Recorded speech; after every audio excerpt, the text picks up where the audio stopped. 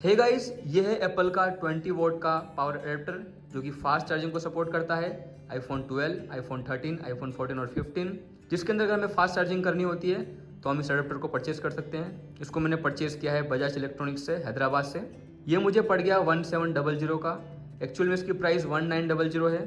200 rupees मुझे discount मिला है। बॉक्स के अंदर हम एक मैनुअल, वारंटी समरी और कुछ डॉक्यूमेंटेशन और मैन हमारा ये एडेप्टर।